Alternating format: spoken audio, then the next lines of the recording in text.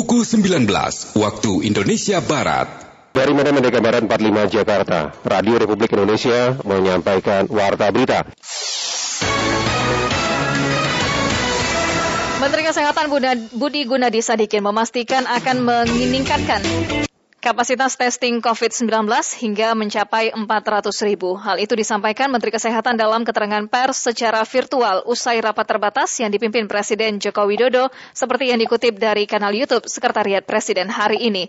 Laporannya disampaikan Rini Hairani. Sampaikan hasil-hasil rapat terbatas pada kesempatan siang hari ini. Silakan Pak. Menteri Kesehatan Budi Gunadi Sadikin mengklaim kapasitas pelacakan atau testing kasus COVID-19 terus mengalami peningkatan. Ia mengungkap kapasitas testing sebelumnya hanya di kisaran 60 hingga 70 ribu per hari, namun kemudian meningkat menjadi 200 ribu. Hal itu disampaikan Menkes dalam keterangan pers secara virtual usai rapat terbatas yang dipimpin Presiden Joko Widodo. Seperti dikutip kanal YouTube Sekretariat Presiden Senin 2 Agustus 2021. Menurut Menkes, testing krusial agar pemerintah mengetahui kondisi masyarakat di tengah pandemi COVID-19.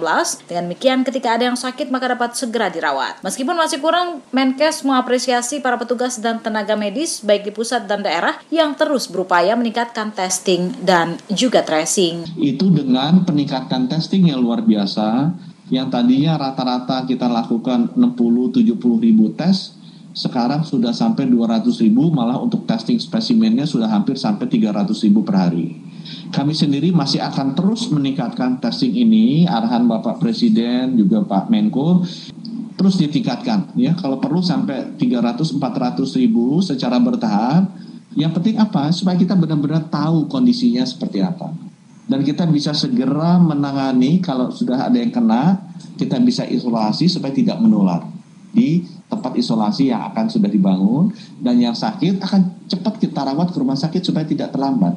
Ya, supaya tidak fatal. Karena penyakit ini kalau kita rawat dengan cepat dan tepat, harusnya bisa tertangani. Sementara itu, epidemiolog Universitas Erlangga Windu Purnomo mengakui langkah testing penderita COVID-19 yang dilakukan pemerintah sudah jauh lebih tinggi dibandingkan 2 bulan sebelumnya. Meski demikian, menurut Windu, kapasitas testing tersebut belum ideal. Pasalnya, harus 1% dari populasi penduduk. 2-3 bulan yang lalu kan sangat rendah ya testing kita, dan sekarang sudah begitu masif.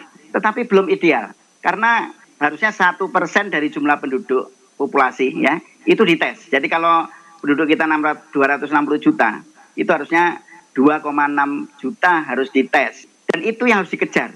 Lebih lanjut, Menkes Budi Gunadi Sadikin membeberkan berdasarkan data per tanggal 22 hingga 29 Juli 2021, jumlah testing epidemiologi sebanyak 45%. Artinya lebih dari separuh pemeriksaan spesimen nasional dilakukan untuk screening, bukan pemeriksaan kontak erat atau suspek.